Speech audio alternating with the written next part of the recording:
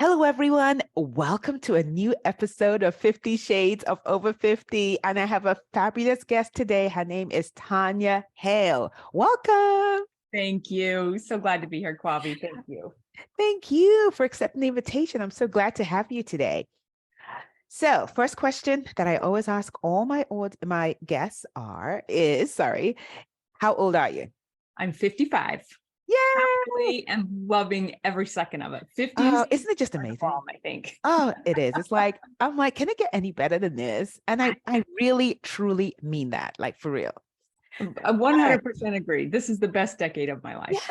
Yes. Oh, all right. So the first question I really have for you is, tell us a little bit about yourself, and then we'll start delving into the questions. Yes. Okay. So I'm a life coach and I love that. I have a podcast. I love talking about all these things.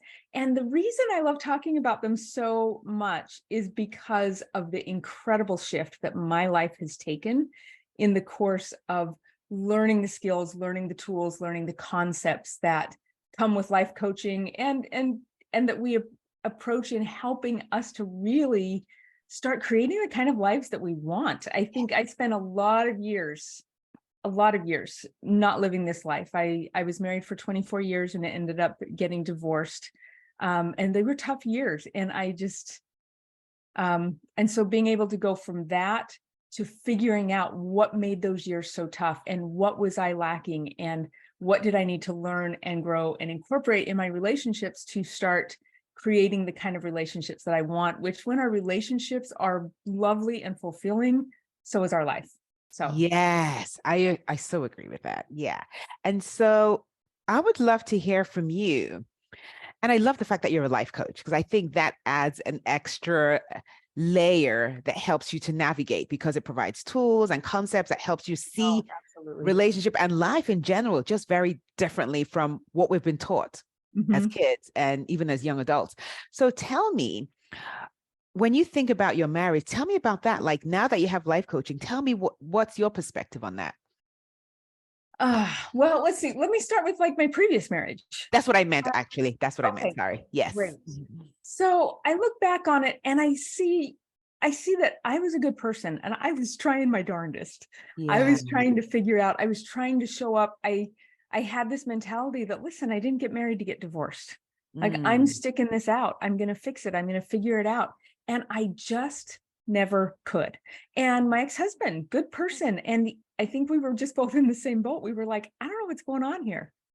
I don't know what's wrong, but we could not mesh. We could not get along. And it was interesting because we both had training in communication skills, and yet we were missing some really, really valuable components that is required to have a good marriage.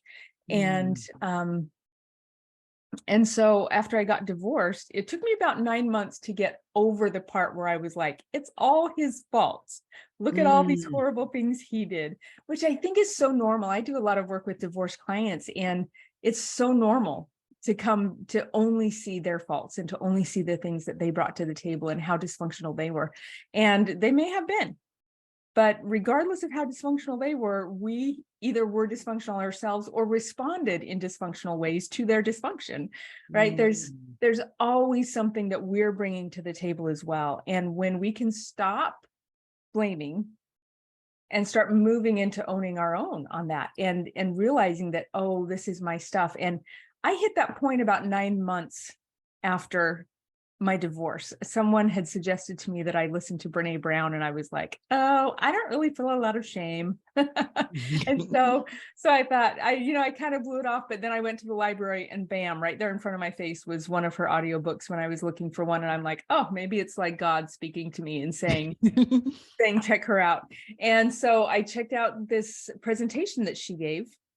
It was a 5-hour presentation called The Power of Vulnerability. And I started listening to it in my van driving around, and I was like, oh my gosh, like, what is this stuff? Like, vulnerability. I had no idea. I know this sounds silly, but I had no idea that vulnerability existed in the context of relationships. Okay. I knew vulnerability as far as being scared and feeling vulnerable in situations, but as far as how to show up in a marriage vulnerable, how to show up in a relationship with my adult kids vulnerable, like how to do this stuff. I didn't even know that that existed. And I look back now and I think, oh, cute little Tanya, how did you not know this stuff? But I didn't. It wasn't a part of my life growing up. My home growing up was beautiful and loving and warm, but it was very, very surface level. We didn't dive deep into anything, and we didn't share a lot of emotions. And, you know, I think I grew up in an age where it was like, if you're gonna cry, I'm gonna give you something to cry about, kind of thing, right? Like, we don't feel vulnerable. We don't share emotions. We don't talk about this kind of stuff. And so it was totally new for me. And Brene Brown, I think I listened to that 5-hour presentation I know for sure that I listened to it 3 times in the next 6 or 7 weeks. I just kept renewing it at the library because I kept going, okay, until they wouldn't let me renew it anymore. And then I turned it back in and went and bought my own copy, and probably listened to it 7 times that first year, because I was so blown away by the concepts of boundaries and vulnerability and shame and guilt, and I mean, all these kinds of things. And it really started a huge shift for me in understanding more about relationships than just, we live in the same house and we get along and we work together well, which is what I thought marriage really kind of was for for all of those 24 years. I thought it was just this space where you find somebody to live with and you get along well, and you know, you help each other and you are nice to each other, and, you know, you pay bills together. And I didn't understand the more complexities of this equal partnership and this intimacy, this emotional intimacy that can come. So anyway, so that's a bit of my backstory. The divorce is just, I didn't understand. And I don't think my ex-husband did either. Otherwise, we would have had something to go on, you know? Yeah. So when you listened to this audiobook by Brene Brown, The Power of Vulnerability, what could you now see that could have made a difference for you in the way you showed up? Not necessarily solving, but how you could have shown up that was different. You know what, concepts like vulnerability, I was all of a sudden like, oh, I was never vulnerable. And I saw that he was never vulnerable. I saw that there was never this space of knowing and being known in my previous marriage, because neither of us were willing to step into that. And neither of us could create a safe enough space for the other person to even venture there if that had been on our radar. I started to see the blaming that I had done. That was a huge part of it as well. And how much blaming there was over the years of how it was all his fault, and the lack of responsibility on my part to step into what I could control, which was how I was thinking and how I was feeling and how I was showing up. Yes. And so learning how to start stepping into the responsibility of that, learning about boundaries and what was appropriate and what wasn't, and learning that I got to have a voice for that. I think a lot of us in our era grew up with the social conditioning that women are really just supposed to not have much of a voice. Like, we're supposed to let everybody else have a place at the table. And then if there's a place left, we can eat some scraps or something. And we put everybody else first. And what makes a good woman is someone who is quiet and always nice and always takes other people's point of views first, and always takes this last and smallest piece of pie. I think we were raised with a lot of these social ideas of what women are supposed to be. And yet, as I found out, those are the exact things that keep us from having the relationships that we want. Exactly. And I love how you brought up that whole concept of the good woman. It's like, what does that mean? You know, who knows? Right, exactly. Because and you're right. From being who God created us to be. That's the piece. It's like that whole concept doesn't allow you to be truly who you are. Absolutely. Yeah. And it's killing relationships. Of course. I used to think that being a peacekeeper was like the way to go. Like, I always stand down. I always let other people have their way. I don't speak my voice too loudly. I don't even have much of an opinion because I don't want to rock the boat. And I've realized that being a peacekeeper and being a peacemaker are two very different things, because keeping the peace does not have peace in my heart. It keeps me bubbling and boiling inside with resentment and anger. That's what I was going to say. Being a peacemaker might rock the boat a little bit right now, but long term, I'm at peace within myself with how I'm showing up. And it creates long-term better stability with setting boundaries. And creating a safe space for me and a safe space for the other person. I love what you mentioned resentment. That is a big, I mean, that is huge. Like, and for those listening, that's how you will know if you are just kind of living your life, you know, based on other people's expectations. Like, oh, okay, I'll do it. And then this resentment is bubbling in, and you kind of figure out, like, what's wrong with me? Because you get irritated, you feel, I mean, it's just, and it comes up in, oh my goodness. And that's not my personality. Right. It comes up in like, why am I so upset? It's like, it's because you have decided to put, it's almost like you have a kettle on and you kind of covering it, it's boiling over, but you're like, oh no, it can't boil over. And then all of a sudden you have these explosive moments and you're like, people are looking at you like, what's wrong with her? And I'm looking at me going, what's wrong with me? Exactly. Like, is that me? Yeah. And that just goes to show, that that's your body telling you that I'm not on board with this. Your body's talking to you, but sometimes we just say, oh no, I just want to keep the peace. I just want to make sure everyone is okay. At whose expense? At our expense. Right. And I kind of have a visual in my head about resentment that, like, here's my heart. And as resentment starts to fill it up, it pushes out the love. And I cannot have a heart full of resentment and have any space or room left in there for love. And I agree. If I just let my heart fill up with resentment, which I did, there was no space in there left to love my ex-husband. There just wasn't. I was so full of resentment and anger and blame that there was no place to love. And how can you heal without love, right? Right. So tell me, so once you started reading all of this information and your mind started shifting, how did you use that as you started to navigate dating? Well, I will tell you, I spent several years figuring it all out. Like, I got so hungry for this information. It was so healing to me to start understanding what was holding me back, what was stifling me, what was keeping me from growing into this person that I felt was inside of me that I just couldn't get. And so I couldn't get to her. And so I started reading that. I think I spent a full year reading everything Brené Brown.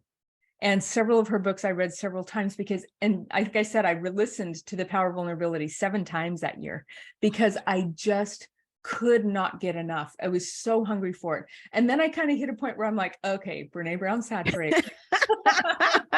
And then I started looking out, and then I found Byron Katie's book, Loving What Is. And I was blown away. There were times where I was like, I'm going to throw this book across the room because she's making me so angry, right? Like, how can I love what is? How can I love that people show up this way? And yet this space of learning to make peace with what is. I'm taking notes, by the way, because you're just saying some amazing things. Go ahead. And learning how to tap into my power within me to show up the way that I wanted to. That blew my mind. And then I had one life coach certification, but it was more of a leadership certification. And I was doing a presentation at a place on boundaries. And so I'm looking for, extra information on boundaries. And of course, Brooke Castillo from the Life Coach School, I came across her podcasts on boundaries. She had 2 of them. And I, again, was just like, whoa, what is this, right? This lady's got some tools. And so I started listening to Brené Brown and was blown away. And I'll tell you, within about 2 months of listening to her podcasts, You mean Brooke Castillo? Because you said Brené Brown. Sorry. Brooke Castillo. Thank you. Yeah. Within about 2 months of listening to the Life Coach School podcast with Brooke Castillo, I was like, okay, this is the life coach certification I want. This is the I need to go. And I just got online and signed up. And I was not a part of her program called Self-Coaching Scholars at the time because I was just like, I Yeah. just knew. I knew that this Good. was the training I needed. And so I jumped into Right. that, and everything just started shifting for me. I Um, know. It's amazing. yeah. And so like putting all of these pieces together just shifted everything. So I just really got super, super hungry and learned and learned and learned and started putting pieces together and started understanding how important it was for me to have a voice. And that meant that I had to be willing to stand up and speak up, right? I couldn't wait for somebody else to ask me. Yeah. I had to courage up, and I had to step into who I felt I needed to be. And so it was, I didn't start dating seriously after my divorce until about 5 years Mhm. after. Yeah. I knew that while I was learning all of this information, I was like, okay, I got to learn more before I'm ready to create Yeah. a healthy relationship and step into something different. And so I would go on a few dates here and there, but I didn't really get online at all. Right. If I Mhm. met somebody and they asked me out, I would be like, okay, like we can go out on a date. And Yeah. but I didn't go online. It wasn't an active search for me at that time Yeah. because I just felt like I was still not ready with enough tools Right. to move forward in the way that I wanted to. Wow. So, All right. So now 5 years later. So tell me, so when you now started actively going online for dates, to go on uh-huh. dates, what was that like? Once I kind of figured out the first little bit of it, it's a learning curve for sure. And I think a lot of people think that they're just going to get online and the magic people are going to show up. And I think we have to learn how to show up Mm, online. So dating for me, I mean, a couple of months of kind of rocky. And then I was like, oh, wait a minute. Like, I know what's missing here. Because I would go on some first dates and it just seemed like we weren't on the same page. Like, I was like, okay. how did we end up matching? And then finally I was like, okay, I'm going to clean this up a bit from my side. And Yeah. I'm going to make sure that all the people who know for sure they're not my person don't even match with me, right? That Wow. they're going to Yes. walk away. So Yeah. my profile, I decided, listen, I'm showing up 100% as me on my profile, Mm, all the things. And so the biggest thing I did was I put on my profile, I said, listen, I am not a game player. Because I'm not. Like, I hate this. Like, can I call them? Can they call me? Has it been 3 days? Has it been all the stuff? You're I like, was just no. like, no, that is not my personality. My Yeah. personality is like, listen, I want to get in the deep end of the pool. I don't want to start at the shallow end and wade in. I want to jump in the deep end. I want to figure out what's going on and see if we're a good fit. And if we are, so I started Right. off by just saying, listen, I'm not a game player. I am looking for a deeply intimate, vulnerable relationship partnership. Love Like, it. I don't want anything, I won't take anything less than that. Yes. Perfect. And basically, I put that on my profile. So this was the brilliance of that as I look Yeah. back. All the men who were like vulnerable, intimate, that doesn't sound like it's a fun thing. They didn't even show up on my Of radar. course. They didn't ever like me back or Yeah. like me in the first place, right? Like none of that. So first of all, there was a huge weeding out there, which was great because then I wasn't going on dates with people when it was just like totally awkward and nothing to chat about. Yeah. I was finding people who were like, okay, intimacy, vulnerability, partnership. I'm I'm in. on board with that. And it doesn't mean that every person I dated from that point on was my person, Of but course not. Yeah. it weeded out so many.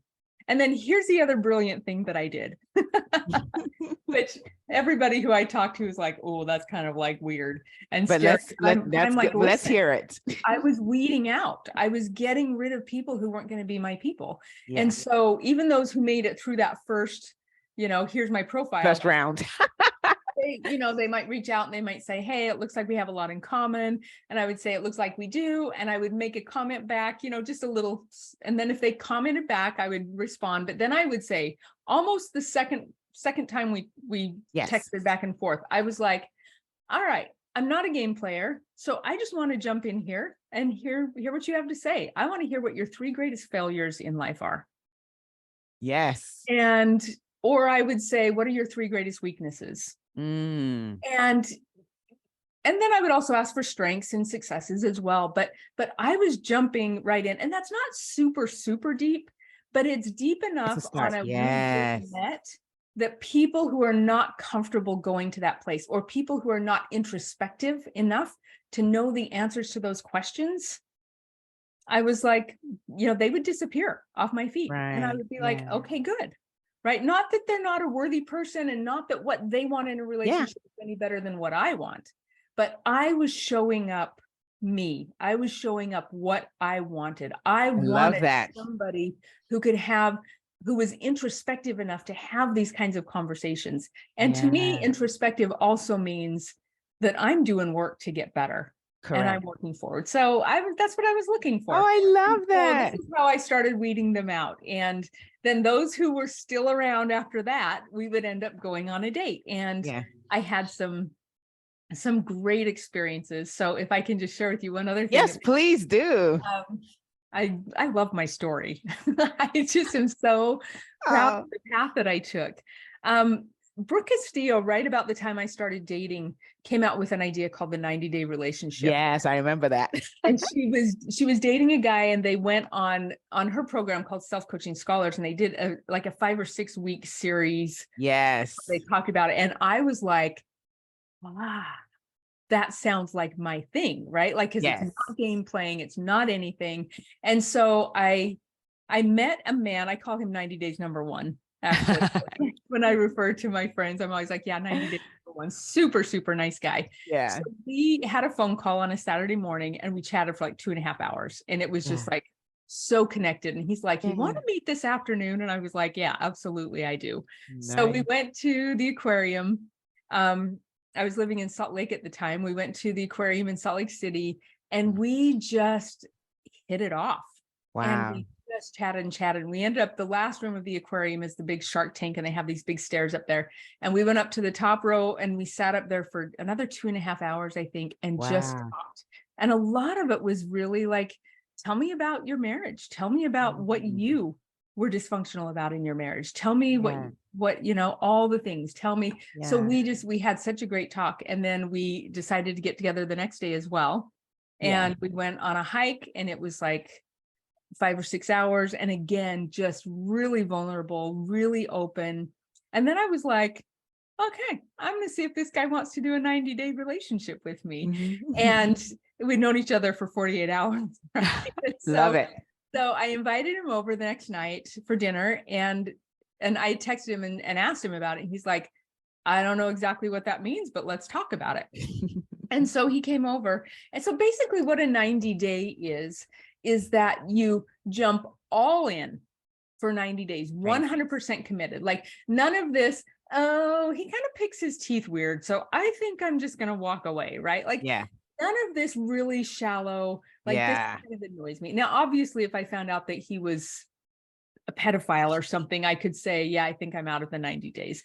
But what it did was it forced me and him to show up in this space that sometimes is a little bit uncomfortable, where you're dating Yeah. and you go, ooh, I'm just kind of scared about this, or this kind of Yeah. freaks me out.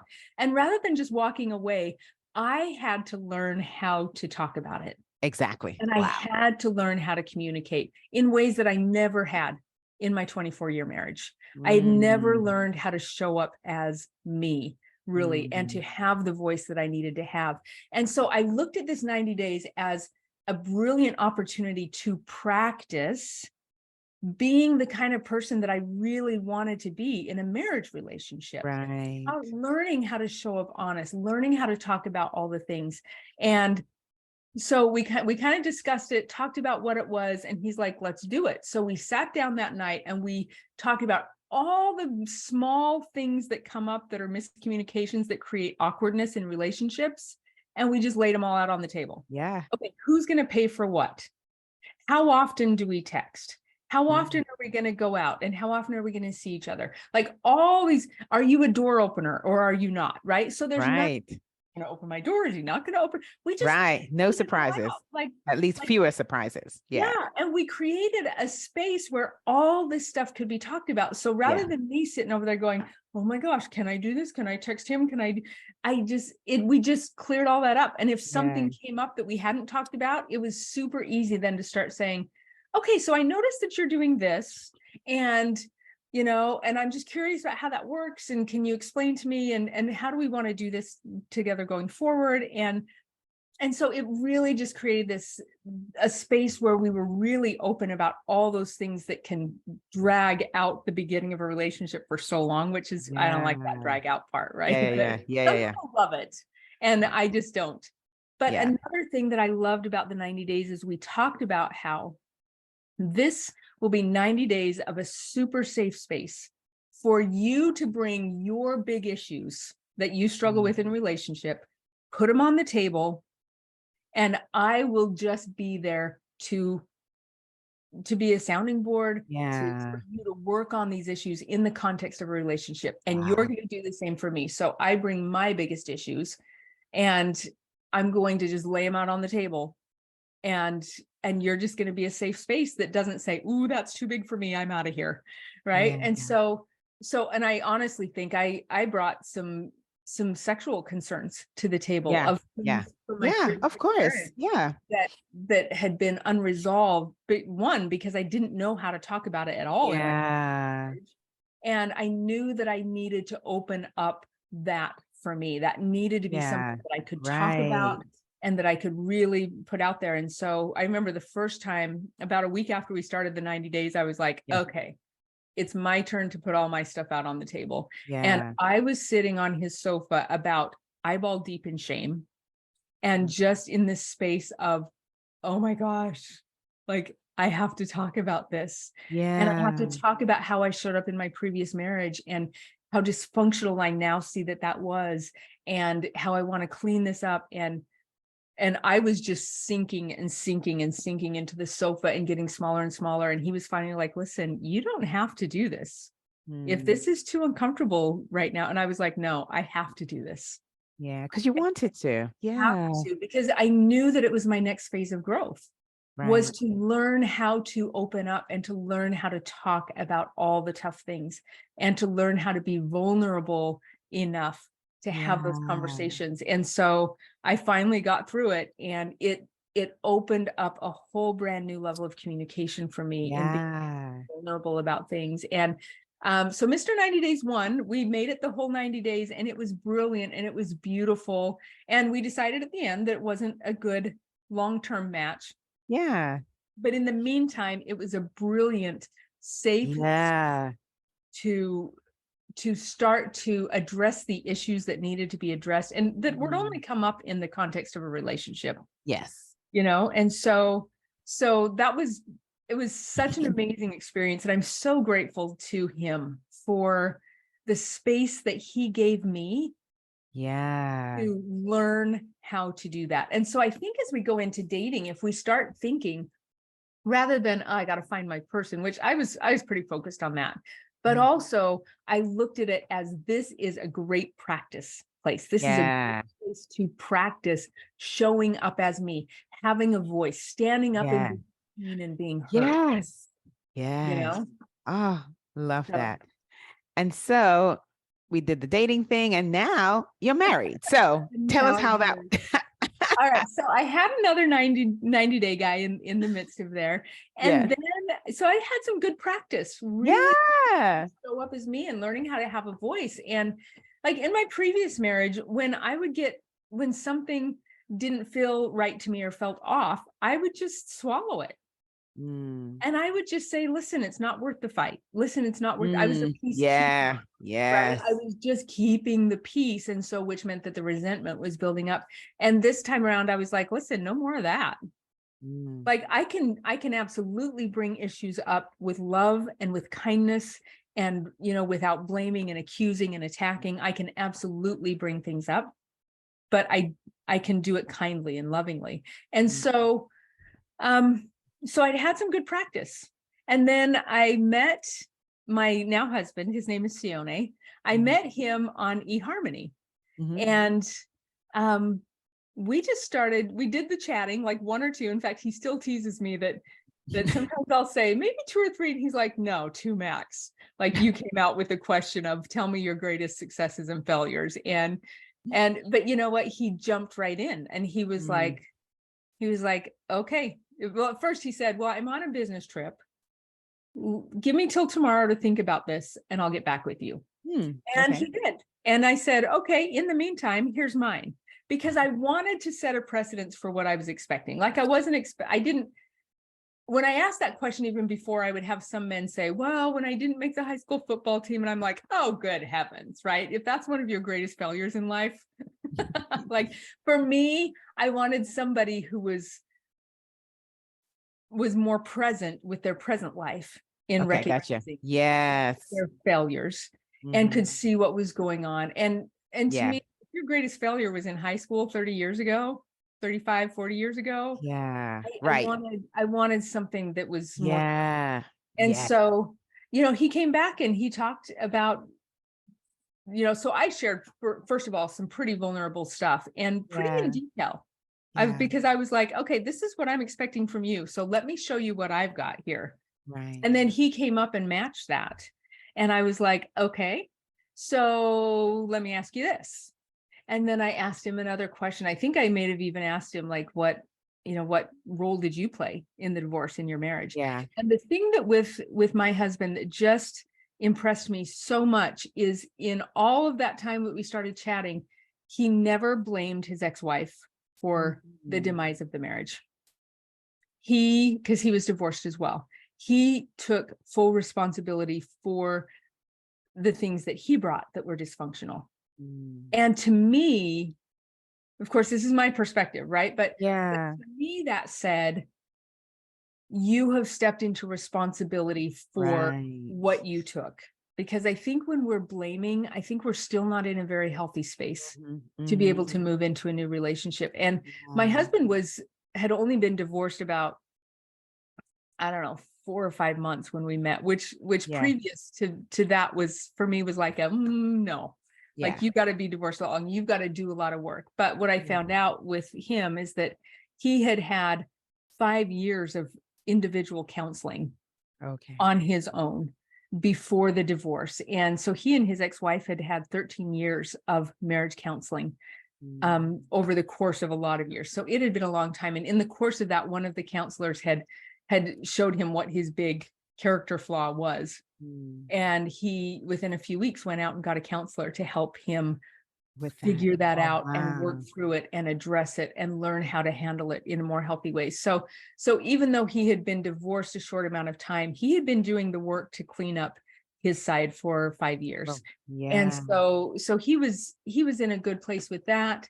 And then we just kind of kept, we started, like, right away, probably anywhere from 1 to 3 hours a night on the phone talking. And it was deep, intimate, knowing me, knowing you talking. It wasn't, when we got married, I couldn't have even told you what his favorite color was, what his favorite band or movie was. I couldn't have even told you what political affiliation he was, because we just talked about really different things. We talked a lot about what kind of person do you want to be, and what kind of a parent have you been? How have you failed as a parent? How have you succeeded as a parent? We just talked about these kinds of things. And so anyway, after about 2.5 weeks, we were chatting. It was like a Tuesday night, and he's like, what would you think if I flew out there on Thursday for the weekend? And I was like, absolutely, let's do it. And so he flew out on Thursday. I took the day off work on Friday. I was teaching school at the time, and we spent all day Friday. Well, the day the afternoon on Thursday, all day Friday, Saturday morning, and then he had to fly back. But before he left, we sat down. We're like, okay, like, where are we on this? And we decided to do a 90-day, and we sat down and talked about all the things that needed to be talked about. And that was it. We were exclusive. And I think we both knew pretty early that, I think this is my person. which is crazy that you could know within a month. And if one of my Yeah. daughters ever did that, I would be like Yeah. flying Yeah. off. I think it's possible. I knew that for my marriage, and we've been married 23 years. So yeah, it's definitely possible. Yeah. Oh my goodness, that sounds, and then, So, and so after that, go ahead. Sorry. all right. So this is the thing that another piece I loved. I mean, we ended up getting engaged at about 3.5 months. So after we met online, so it was Yeah. even before our 90 days was over. And then we were married Wow. at 4.5 months after meeting each other. Mm, Um, we just we just knew that it was right, which is crazy. yeah. But at the same time, we knew each other at a deeper level than I think either of us had gotten into in our previous marriage. I Yeah. think we had more intimacy and partnership after 4.5 months than either of us had had. And he had been married for 29 years, Mm, so we just were in this place. But also we set up some pretty clear rules. And I would mm. love to share some of those, Please because do. these are Please some do. things that have made a huge difference in how we show up. And we talked about these when we set up our 90-day. And part of my figuring out these rules were my previous 90-day Yes. relationship, in that I kind of figured out how to show up this way. But the first rule that we had was no back burner issues ever. Mm, mm, Even if it seems really small, we have to put it out there, because what happens is a back burner issue, that would be anything that's driving you crazy, or anything that you feel yeah. uncomfortable with, or anything that you feel like, I'm not really sure how this is, You and I put it to the don't side. really love this, right? And Yeah. so we just decided never back burner issues. And so, because what happens is, if something small happens and you just swallow it and you go, oh, okay, and then the next time they do it, you're like, well, but I didn't say anything last time. Right. So is it fair to say something this time? And then, Yes. and then it starts getting a little bit worse. And then you're like, well, but I can handle it's not. And so we Yeah. just do that until pretty soon it's this big issue that ends up blowing up at Right. some point, and it becomes a Interesting. big issue. So Yeah. we just decided no back burner issues. But here's the caveat with that: you can't just say you're doing this and it's driving me crazy, right? There's none of that. When we Yeah. bring up a back burner issue, we do something that I call owning your own. Yeah. So what this means to me is, I'm going to take. Do you teach your people the thought model? Yes, of course. Okay, Yeah. so here we go, the thought model. So the first 3 steps of the thought model: circumstance, thought, and feeling. Feelings. Yeah. And so when I'm going to own my own, I have to, first of all, I have to identify the circumstance. Here's the fact: Yes. when you said this. And then I have to say, I felt. Felt. Now Yeah. remember, felt is a one-word emotion. It's not, I felt like you were being super rude, right? It's a one-word emotion. I felt dismissed Yes. because I was thinking Mm-hmm. whatever it was, right? And so Right. I have to do a little bit of work before I bring up that back burner issue to identify what are my thoughts and what feeling is it creating around this circumstance. Right. So the sentence framework says, when, name the circumstance, Mhm. I feel, name the Mhm. emotion, because Yeah. I was thinking, identify the. Yes. And I love this so much because it's owning my own. It's saying that when this happens, Yeah. this is my experience. I'm Mm. feeling insignificant because I'm thinking you're Yeah. not Yes. worried about where I stand on this issue. Yeah. And then we follow this up with a statement or a question that says something along the lines of, can you help me understand what I'm not understanding here? Right. Or, Yes. I know this is just my brain, but it feels really powerful for me. What do you see that I'm not seeing? Right. Can you share me your point of view on this? Mm. And so I'm sharing my thoughts and my feelings. I'm owning my own. And then I'm saying, listen, I know that what I'm thinking and feeling is probably pretty incomplete. Right. But help me understand. Did I misunderstand something that you said? Am I Yes. reading too much into your behavior? Am Yeah. I, and so give Yeah. them a chance to share what Right. they're going to share. And Yeah. so and then the other person. So if I say that to my husband, his job then would be, if he starts feeling defensive, Mm-hmm. He has to immediately say, oh, I'm feeling defensive. Where's the truth in what she's saying? Right. Because we don't feel defensive about things if there's no truth to it. True. We That's only true. feel defensive when there's some truth. And so we've both gotten really good when we feel that defensive things start to come up. We both just go, okay, so there's truth in there. Where's the truth? And look Yeah. for the truth. And then we can move into this honest dialogue about this Right. Yeah. and what happened and really understand each other's point of view. And this is what I think I've discovered in the year and 2 months I've been married. Anytime we do this and we really strive to move into this place of understanding, it's not like my idea and his idea. It's like, they're like this. Like mostly we're on the same page, but we have these little slivers over here where we have different ideas or where we make Yes. something different. But 95% of what we're talking about, we're on the same page. Yes. Because we want the same things for our relationship. That's true.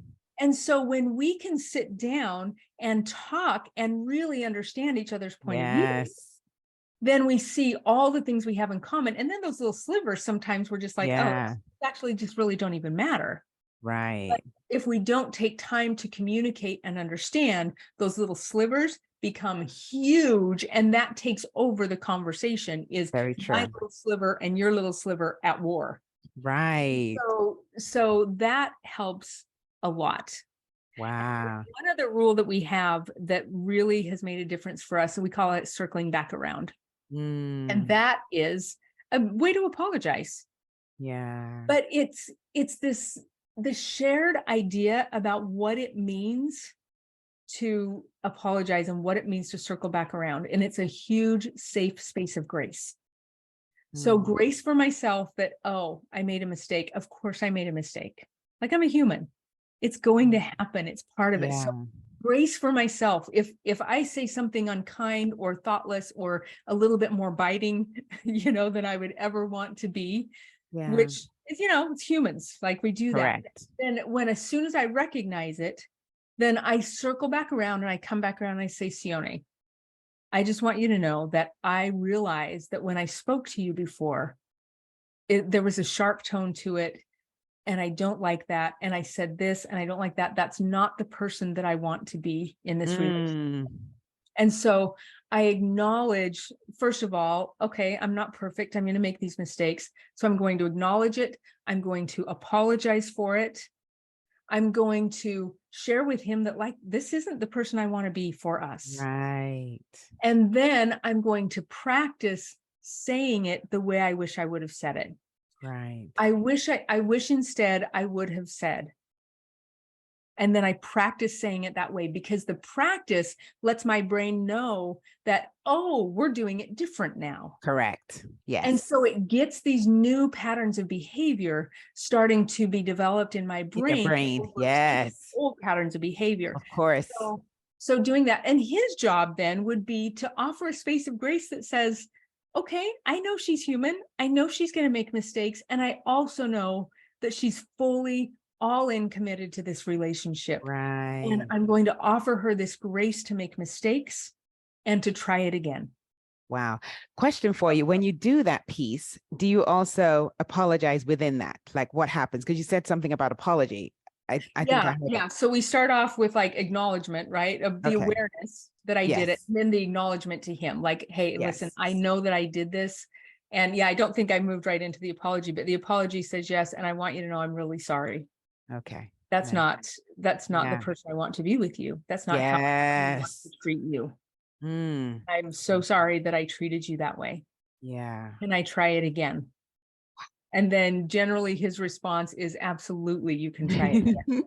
Because that means that's the space of grace that says, I accept your apology. I know that you're not in this to hurt me.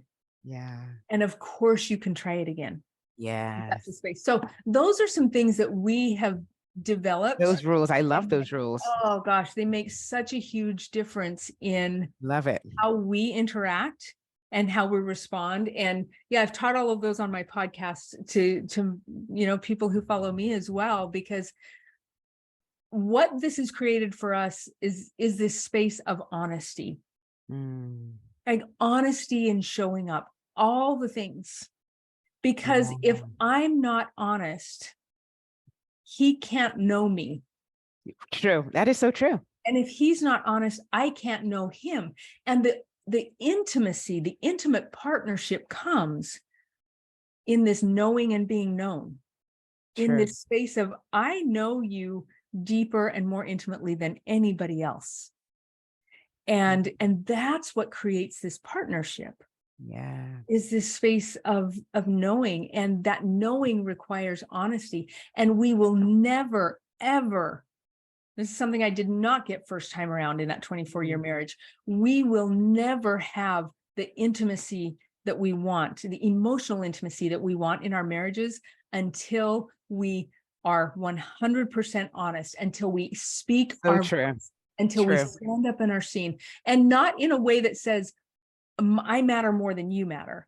Exactly. Like, I am woman, hear me roar, and I don't want to Yeah. hear a peep out of you. That's Yeah. not what we're going for here. We're going for, listen, we are equal partners. My voice, my Yeah. wants and needs matter just as much as yours do. And Exactly. so we're not Yes. moving into a space that says, well, we have to compromise and one of us is going to have to give up what we want. We're Yeah. moving into a space of collaboration Yeah. that says, let's put all your wants and needs on the table, all my wants and needs on the table, and let's figure it out.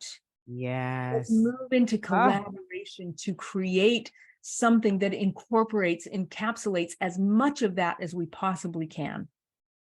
So, yes. so, Oh, so yeah, this marriage for me is mind-boggling. And it's so fulfilling and so amazing and so open and honest that we can have conversations. In fact, just yesterday we had a conversation about something where I used the own your own. When this yeah. happens, I feel this way because I'm thinking this. And my sweet husband was just so brilliant about it in how he's showing up as well in this relationship. Yeah. And men, I think a lot of men want this same kind of intimacy. They Yeah. just have decks of cards stacked against them as well. Yeah. You know, they were raised in the 70s and 80s with these ideas that, oh, we don't feel emotions. Men don't cry. Right. Cry. You don't do this. And Exactly. so many of them shut down their emotions, and yet they feel like they're missing so much and they just don't know how to step into it. And I think Yeah.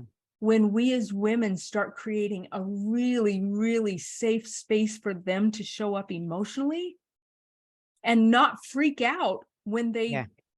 when When they they do. show emotion, we don't go, oh Yeah. my gosh, he's scared, he's crying. Yeah. We freak Yeah. out when we go, listen, of course he's going to cry sometimes. Of Yeah. course he's going to feel some deep emotion, and create a safe space for them to not feel like they're weak, which Right. a lot of women, we tend to do that. We tend to turn on Yeah. our men and Yeah. berate them for being weak and for not being strong, Yeah. which is a And huge shame yeah. point for men. Yeah. And that's because that's all, for some women, that's all they know. Yeah, You for a know? lot of us, that's all we grew Yeah. up with. That's all we saw on TV shows. That's all we saw. Right. Everything Oh, we've seen has been the exact opposite of what we've been talking about today and what I've I discovered know. It's true. in my life. And so learning how to really be honest and stop this one upping and one downing. Oh, yeah. And keeping When we score. Yeah. Right. When we as women are stepping into this place like my needs matter less, we're one downing ourselves. True. Here's what I noticed that I did so much in the past. I would one down myself by saying, well, his wants and needs matter more. He's the man, he's the whatever, blah, blah, blah, right? I would go into this place, but then I would simultaneously be one upping myself by saying, and I'm so righteous and so good that I'm willing to make these sacrifices, right? Wow. So Exactly. I was simultaneously one downing Back and and forth. one upping myself. But Yes. what I never did was what was going to be healing and helpful, which was equality, Exactly. moving into Which is this. the truth. Yeah. Yeah. So we'll never have the intimate relationships we want until we both step into this equal space. Oh, love. So, Tanya, this has been wonderful. I have enjoyed it. And I know my listeners, the people viewing have enjoyed this. And this is what I'm going to do. I'm going to share all Tanya's links to her podcast, her website, her socials, so that you guys can get in touch with her and get more of this. Thank you so much, Tanya. You are so welcome. You know what? All this stuff and more is on my podcast. Yay! I love teaching it, and I love that I get to teach it for free to people all over, because this stuff changes. I mean, my life is 180 degrees different than it was this marriage, for sure. Yeah. And we can create this. Yes. And the same concepts apply with my kids. Right. Like, of course. Oh yeah. Oh yeah. Parenting. Yeah, for sure. Yeah. And so all across the board, when we can really learn to communicate, when we can really learn to talk and be honest in all of our relationships. Yes. You know, not just in marriage relationships, but every relationship. Our life shifts into this deeper, more fulfilling, for sure, satisfying space. Yes. Oh, so thank you so much. Oh, Kwabi, thank you for letting me share all of this. I love this content so much. Oh yeah. And I can tell. I definitely can tell. And I'm sure the listeners can tell, like, your passion for it. Yeah. Thank you so much. And for those listening, thank you so much for listening to this episode. And I look forward to seeing you next week on another episode of 50 Shades of Over 50. Take care, everyone. Bye. Bye. Hi, I'm Kwabi, host of the show 50 Shades of Over 50. I help women in their 50s through 99 have the audacity to age boldly so they can experience better health, better relationships, and better careers than in their 20s and 30s, utilizing Japanese and Jewish ancient principles. If you'd like to learn more about how you can experience better health and relationships, visit my website, www.kwabi.com, for more details. I can't wait to hear from you.